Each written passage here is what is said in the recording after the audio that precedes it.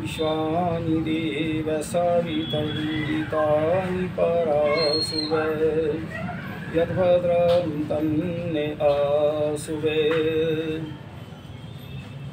आज मैं रामायण में की चर्चा में सीता की रावण को फटकार और रावण का उसे लेकर लंका पहुंचना, आज का जो आर्यवेद दर्शन पर रहेगा। जब सीता जी का अपहरण करके ले जा रहा था रावण, तो सीता जी ने बहुत रावण को फटकार लगाई। अब आगे ये विषय प्रारंभ रहेगा। अपहरण की जाती हुई सीता को सीता जो दुखित अत्यंत अग्नि भयभीत थी और उसकी आँखें रोदन और क्रोध के कारण और लाल हो गई थी। वह आकाश मार्ग से जाते हुए भयंकर नेत्रों वाले राक्षसेश्वर रावण से आर्त स्वर में यह बोली। तो उस समय जब विमान के अंदर अपहरण करके सीता जी को रावण ले जा रहा था, तो उस समय जो सीता जी ने वो रावण को कहा, अरे नीच रावण, क्या तुझे इस गर्हित काम को करते हुए तनिक भी लज्जा नहीं आई? जो तू मुझे अकेली पाकर चोरी से उठाकर भागा जा रहा है। मेरा अपहरण करने से पूर्व तूने अपनी जिस सूरवीरता और बल का बखान किया था, तेरी उस सूरवीरता और बल को धिक्कार है। संसार में अपने कुल को कलंक लगाने वाले तेरे इस पवित्र तेरे चरित्र को भी धिक्कार है। तो सीता जी ने कहा, तू बड़ा वो अपनी कार्यों की डींग मारता था और इस तरह तू जो है चरित्रहीनता का जो तू अपना कलंकित कार्य किया है, तुझे धिक्कार है। ऐसी दशा में जब तू मुझे लेकर अत्यंत वेग से भागा जा रहा है, कोई क्या कर सकता है? हाँ, यदि तू एक मुहूर्त भर ठहर जाए तो तू जीवित नहीं जा सकता। सीता जी कहा, तू ऊपर आकाश मार्ग से उड़ा जा रहा है, अगर कहीं तू ठहर जाए तो तू जीवित नहीं रह सकता। वो दोनों राजपुत्र राम लक्ष्मण की दृष्टि में पड़ते ही तू अपनी संपूर्ण सेना सहित एक मुहूर्त भर भी जीवित नहीं रह पाएगा। अगर तू ये राम और लक्ष्मण देख लें तो तू एक पल भी जीवित नहीं रह सकता, तेरी सेना सहित सब नष्ट हो जाएगी। हे रावण, तू अपने हित का भली प्रकार विचार कर, मुझे प्रतिष्ठा पूर्वक छोड़ दे, अन्यथा मेरे हरण रूपी अपमान से क्रोध मेरे पति अपने भाई लक्ष्मण सहित तुम्हारा समूल नाश कर डालेंगे। यदि तू मुझे नहीं छोड़ेगा तो जिस राम ने 14,000 राक्षसों को मार डाला था, वे संपूर्ण अस्त्रों में कुशल, बलवान एवं पराक्रमी रघुकुल भूषण राम अपनी प्रिया भार्या का अपहरण करने वाले तुझे क्यों नहीं मारेंगे? तो देखिए, जिस राम ने 14,000 राक्षसों को मारा, तुझे कैसे छोड़ देंगे? अभी सीता जो है कठोर भी कह रही है और उसे समझा भी रही है कठोरता में। रावण की गोद में पड़ी हुई सीता भय शोक से पीड़ित हो इस प्रकार के तथा अन्य बहुत से कठोर वचन कह करुण स्वर में विलाप करने लगी।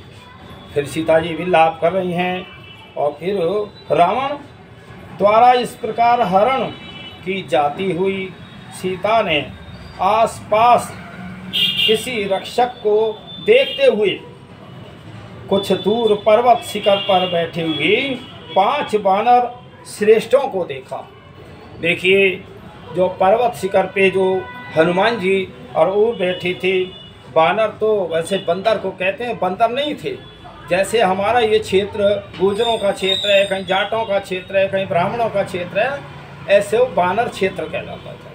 तो इसलिए तो वो बैठे थे शिखर पे। उस विशाल नेत्रा वरारोहा सीता ने स्वर्ण की भांति चमचमाते हुए अपने रेशमी वस्त्र में अपने आभूषणों को बांधकर उन वानरों के मध्य में डाल दिया।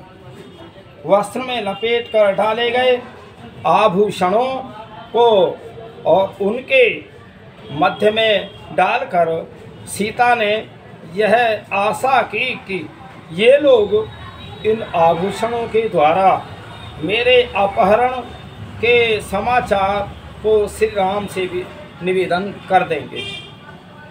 तो घबराहट के कारण रावण सीता जी के इस कर्म को ने जान सका, तो वह पंपा को लांघकर लंकापुरी में और प्रविष्ट हुआ। तो लंकापुरी में जा रावण ने अपने अंतपुर में प्रवेश किया। अंतपुर उसको कहते हैं जहाँ राजाओं के राजमहल होते हैं। और शोकाकुल सीता जी को भी वहीं रख दिया। तो इसलिए वहीं सीता जी को भी लेके वहीं गया। तो फिर सीता जी को लुभाने का प्रयत्न, तो बहुत सारे वो उसने पहले सीता जी को लुभाने, मन को जो है एक तरह वश में करना, इस तरह सीता जी से बात करें। सीता को अंतपुर में रख स्वयं वहाँ से और निकल कर वह सोचने लगा अब आगे क्या करना चाहिए। सोचते विचारते उसने महापराक्रमी और 8 मांसाहारी राक्षसों को देखा। जब 8 मांसाहारी राक्षसों को देखा तो उन महापराक्रमी राक्षसों को देखकर रावण ने उनसे कहा, हे राक्षस लोगों, तुम अनेक प्रकार के अस्त्र शस्त्र लेकर शीघ्र जन स्थान को जाओ। तो फिर तुम सब लोग बड़ी सावधानी से और वहाँ जाना और राम को मार डालने के लिए सदा प्रयत्नशील रहना। तो राक्षस जो थे वो राम को मारने के लिए रावण ने भेजे, पता बताया। तो उन 8 महाबलशाली राक्षसों को जन स्थान में रहने का आदेश देकर रावण बुद्धि दौर्बल्य के कारण अपने आप को सफल मनोरथ समझने लगा। भाई सीता जी को अपहरण करके वो सोचने लगा कि तेरा मनोरथ सफल हो गया। फिर अतः तत्पश्चात काम बाणों से पीड़ित हो सीता का स्मरण करते हुए सीता को देखने के लिए उसने अपने रमणीक गृह में प्रवेश किया। जो ये सबसे जो वो है ना बहुत खतरनाक बीमारी जो काम वासना की है, तो वो बहुत गलत होती है। उसमें आदमी अच्छा बुराई का निर्णय नहीं लेता, वो अपनी इच्छा पूर्ति के लिए सब प्रयत्न करता है। राक्षस राज रावण ने उस गृह में प्रविष्ट होकर शोक से पीड़ित सीता को राक्षसियों के मध्य में बैठे हुए देखा। तो वहाँ भी राक्षसी बैठी थी और शोक पीड़ित दीन एवं असहाय सीता को और उसकी इच्छा न होते हुए भी राजेश्वर रावण ने बलपूर्वक अपने देवतुल्य गृह को दिखलाया। जहाँ सीता जी की कोई इच्छा नहीं थी, पर जबरदस्ती करके अपने वो जो महल था उसको दिखा रहा था, जिसको सोने की लंका कहते हैं। जब विशाल महल में छोटे बड़े अनेक प्रकार के गृह बने हुए थे, सहस्रों स्त्रियां वहां वास करती थीं और नाना प्रकार के पक्षी वहां कलोलें कर रहे थे तथा यत्र तत्र अनेक प्रकार के रत्न जड़े हुए थे। तो जो वो अपना उसका महल था, कहते ना सोने की लंका, तो वास्तव में पहले सोना तो ऐसा समझे जैसे आज हम लोहा इस्तेमाल करते हैं, इतना सोना भारत के अंदर होता था। तो उस भवन में हाथी दांत, स्वर्ण, स्टीप मणि और चांदी के दर्शनीय तथा मनोहर खंबे लगे हुए थे, जिन पर हीरों और वैदुर्य मणि की नक्काशी का काम किया था। तो देखिए जो खंबे भी थे वो चांदी के थे। तो उसको जो है ये रावण सीता को दिखा रहा है और कहा वहाँ देव दुंदुभि के समान शब्द हो रहे थे, दूसरों पर सोने की वंदनाएं लटक रही थी। तो उस भवन में हाथी दांत तथा चांदी से निर्मित शोभायमान खिड़कियां लगी हुई थीं। खिड़कियां भी चांदी की थीं, जिनकी जालियां सोने की थीं। वहां इस प्रकार के मकानों की पंक्तियां थी। इस प्रकार के अपने भवन को रावण ने सीता को दिखलाया। तत्पश्चात रावण ने शोकाग्रस्त सीता को और उस भवन में निर्मित भांति भांति के पुष्पों से शोभायमान छोटी और बड़ी अनेक पुष्करणियाँ दिखलाई। पुष्करणियाँ माने फूलों के वो दस्ताने या वो लगे हुए थे।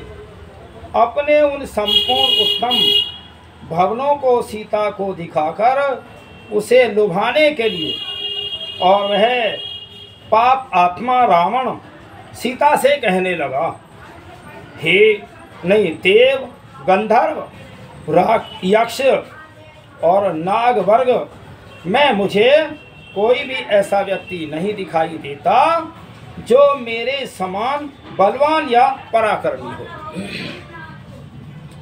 राज से भ्रष्ट, दीन दुखी, भिक्षुक, गतायु और अल्प तेज वाले साधारण मनुष्य राम को लेकर तू क्या करेगी? इतने जो है सारे प्रलोभन सीता जी को दिखला रहा है, बता रहा है तू राम के पास जाके क्या करेगी, वन में क्यों धक्का खावे। तो ये है भारत की संस्कृति, ये है हमारी देवियों की संस्कृति, भाई माताओं की संस्कृति कितनी ऊंची थी, वो उनका चरित्र कितना ऊंचा था। आज छोटी छोटी बातों पे लुभावने आकर के पति को ही छोड़ देती, रोज तलाक हो रहे हैं। ये सोचो अपने महापुरुषों से तुम एक इतिहास को जानो। फिर उसके बाद हे सीता, तू मुझे ही स्वीकार कर, क्योंकि मैं ही तुम्हारे योग्य पति हूँ। यह यौवन अस्थिर है, अतः जब तक यह है तब तक तू मेरे साथ विहार कर। कितनी वो समझा रहा है, कितनी बातें कह रहा है। ये जो जवान अवस्था है ये अस्थिर है, इसका कोई भरोसा नहीं, और जब तक तू रहे तो मेरे साथ खूब आनंद कर। इस तरह रावण सीता जी को प्रलोभन दे रहा है। फिर कहा, हे शोभने, अब तू राम के दर्शन की आशा छोड़ दे। हे सीते, राम में तो कल्पना द्वारा भी यहाँ आने की शक्ति नहीं है। तो तू राम की जो विचार है, वो चिंता है, वो तू छोड़ दे, राम यहाँ नहीं आ सकते।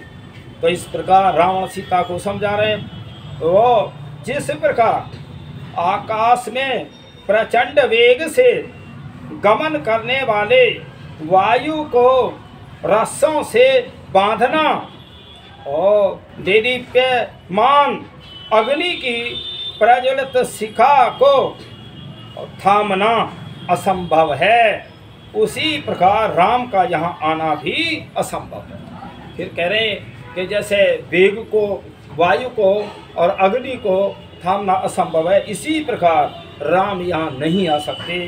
फिर कहने लगा, अतः अब तुम लंका के इस विशाल राज्य का पालन करो, और तुम्हारे ऐसा करने पर मेरे जैसे पराक्रमी राक्षस और देवता ही नहीं, पितु सारा संसार तुम्हारा आज्ञाकारी दास बनकर रहेगा। भाई वो कितना बड़ा प्रलोभन दे रहा है कि सारे संसार के लोग तुम्हारे दास होंगे, तू रानियों में महारानी होगी, तू पटरानी होगी, और सब तेरा ही आदेश चलेगा।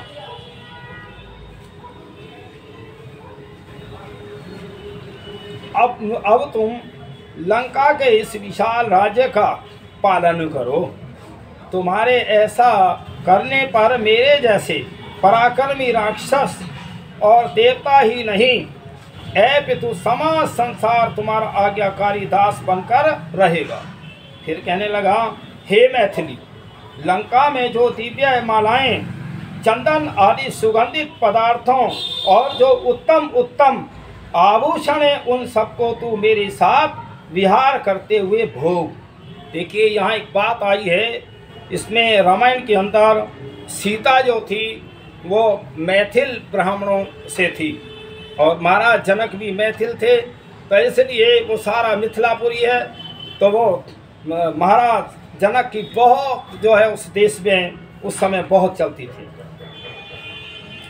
तो फिर कहने लगे, हे उत्तमांगी, मेरे पास पुष्पक नामक जो उत्तम विमान है, उसमें मेरे साथ बैठकर तू सुखपूर्वक विहार कर। तो ये रावण जो है सीता जी को बहुत बहुत तरीके के प्रलोभन दे करके और वो लालच दे रहा है। रावण के ऐसा कहने पर वारांगना सीता वस्त्र के छोर से चंद्रमा के समान अपने मुख को ढांप कर रोने लगी। जो आंचल था, जो कपड़ा था, उससे अपना मुंह ढक करके और सीता जी रोने लगी। तो फिर तब चिंता के कारण क्रांति विहीन दीन अस्वस्थ एवं अध्ययन मगन सीता से पापी राक्षस राज रावण कहने लगा कि हे विदेही, धर्म लोप हो जाने की शंका से तेरा लज्जित होना व्यर्थ है। हे देवी, तुम्हारे प्रति मेरा जो स्नेह संबद्ध होने वाला है वह ऋषि उपदिष्ट शास्त्र समस्त राक्षस विभाय है। अब तू मेरे ऊपर शीघ्र प्रसन्न हो जा, मैं तेरा वशवर्ती दास हूँ। कितना रावण गिड़गिड़ा रहा है कि तू मैं ऊपर मेरे प्रसन्न हो जा। और आज कि अगर हम राक्षसों को देखें तो ये रावण से भी ज़्यादा नीच हैं। आज तो कन्याओं को उठा ले जाते हैं और ज़बरदस्ती उनका भाई अपहरण करते हैं, सब बुरा भला कार्य करते हैं। ये संसार के लोगों, भाई जो राम की लीलाएं देख रहे हो, रामायण पढ़ते हो, उन महापुरुषों से, उन देवियों से चरित्र की शिक्षा लो। देख, काम से पीड़ित होने के कारण ही ऐसी दीनता और हीनता की बातें मैंने तेरे सामने कही है। अपनी कमजोरी भी बता रहा है कि मैं दीनहीनता के कारण ये कह रहा हूँ। अन्यथा रावण किसी स्त्री के समक्ष आज तक गिड़गिड़ाया नहीं है, और सीता जी से गिड़गिड़ा रहा है, खुशामद कर रहा है, हाथ जोड़ रहा है। तो जनक नंदिनी सीता ने इस प्रकार की बातें कहकर और मृत्यु के मुख में पड़े रावण ने समझा कि अब सीता मेरे अधीन हो गई। जब इतनी बातें कही और सीता जी चुप थी तो क्षण मेरा अधीन हो गई। तो फिर सीता की रावण को प्रताड़ना और रावण का 1 वर्ष की अवधि निर्धारित करना। फिर सीता जी कहने लगी, रावण के ऐसा कहने पर शोक से पीड़ित सीता ने अपने और रावण के मध्य में तरण रखकर एवं और निर्भय होकर उससे कहा। देखिए, एक बीच में एक तिनका रख करके और फिर जो है तब रावण से वो बातें करने लगी। एक मध्यस्थ जो तिनके को मांग, तो अगर हम सीधा बात करते हैं तो वो सीधा बात तो एक डायरेक्ट हो गई, लेकिन बीच में तिनका खड़ा करके तब राम कहने लगी सीता जी, काल से प्रेरित जब प्राणियों का नाश निकट आ जाता है तब वे काल के वश में होकर शुभ कार्यों में प्रमाद करने लगते हैं। कितना सुंदर कहा सीता जी ने। जब काल कहते ना, विनाश कालीन विपरीत बुद्धि, जब नाश का समय आता है तो बुद्धि उल्टी चलती है। कोई सीधा समझाए तो उल्टा लगे और उल्टा समझाए तो सीधा लगे। जब नाश का समय आए, राक्षस राम, मेरा आगमन करने के कारण तेरी मृत्यु निकट आ पहुंची है। अब तेरा राक्षसों का और तेरी स्त्रियों के वध का समय आ गया है।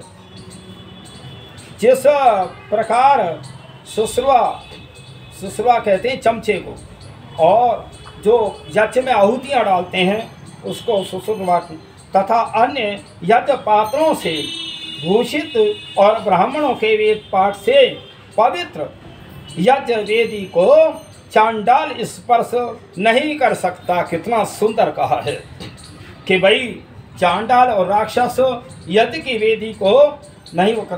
अरे तो वो तो निकल गया।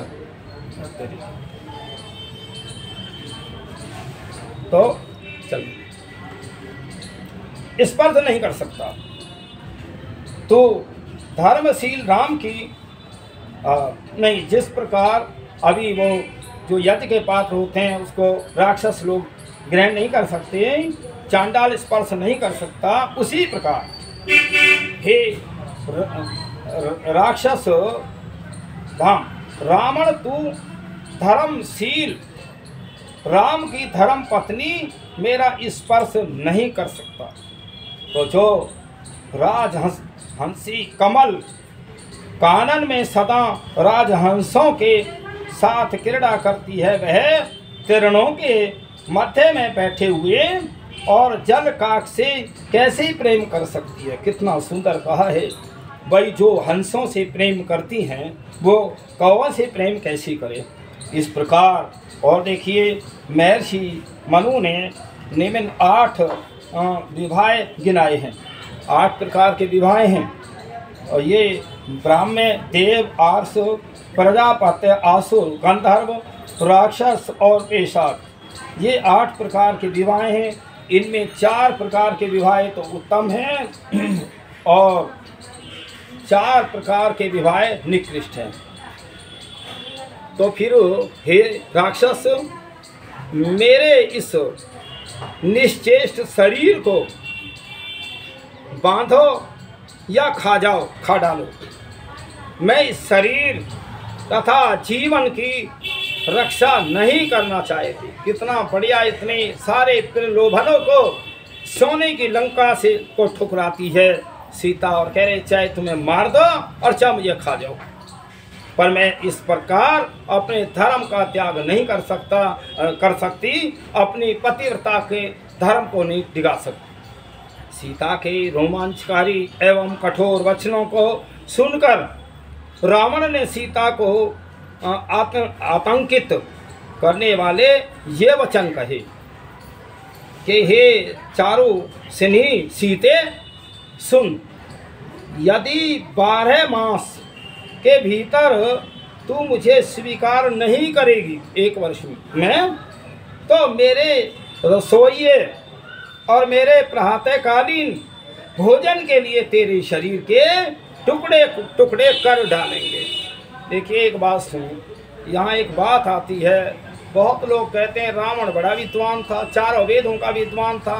क्या 4 वेद पढ़ने के ऐसे ही शब्द होते हैं? जो राक्षसों की भाषा बोल रहा है, खाने की भाषा बोल रहा है, मांस खाता है, शराब पीता है।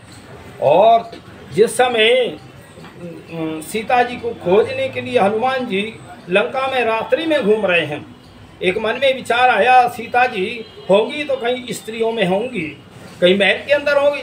तो उस समय जब देखता है तो रावण लेटा हुआ है और गंध की, शराब की गंध आ रही है, स्त्रियां पैरों में लेटी हुई हैं।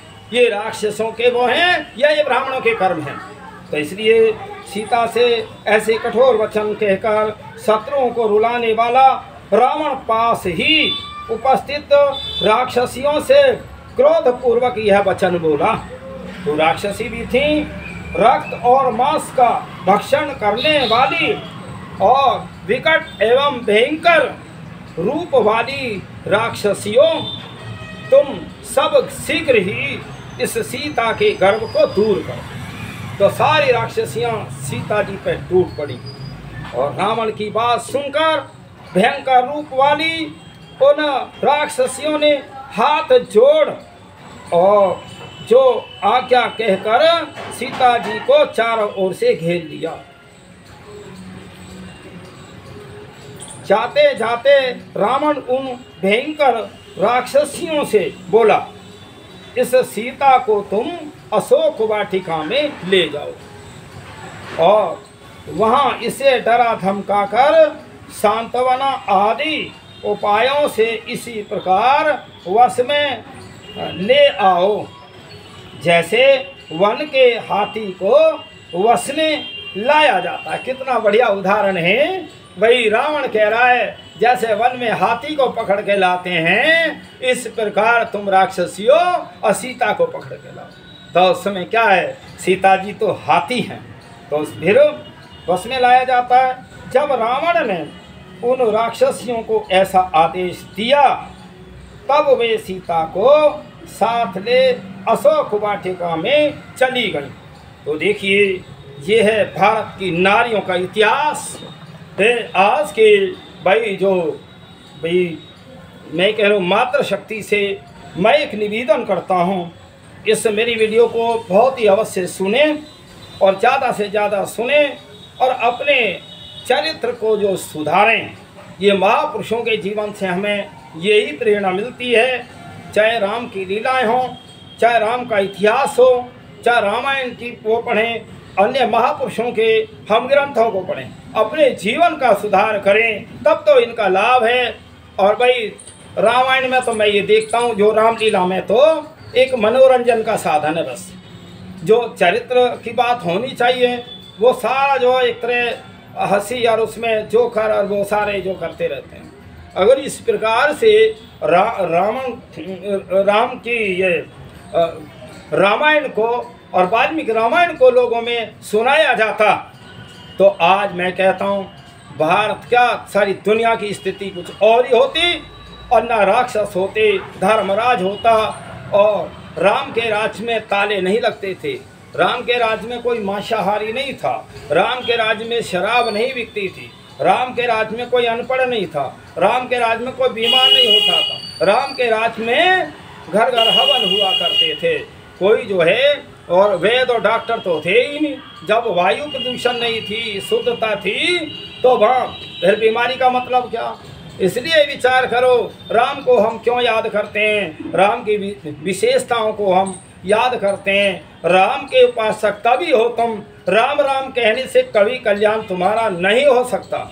जब तक तुम राम के चरित्र को अपने जीवन में नहीं उतारोगे। भाई मैं कहता हूँ, माता सीता देवी बहुत पवित्र आत्मा है, ऐसा इतिहास संसार में नहीं मिलता। ऐसी देवियों के इतिहास को, ऐसे चरित्र को जब तक ये संसार की देवी हो, तुम भी जो है तभी जो सीता की बनोगी कि भाई वास्तव में हम सीता के उपासक हैं या सीता की बात को मानते हैं। हमें महापुरुषों की बात को अवश्य समझना चाहिए, मानना चाहिए, तभी हमें कार्यक्रम करना, पर्व मनाना तभी उत्तम है, तभी सार्थक है। मैं इतना ही कह करके ओम शम।